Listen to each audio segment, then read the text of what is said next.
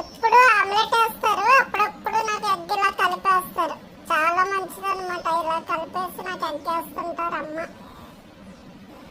చూడండి, రైస్ అంతా మొత్తం ఎగ్ కనపడకుండా చేసేస్తారు. నాకేదో అరగదనుకుంటారా? చిన్న చిన్న ముక్కలు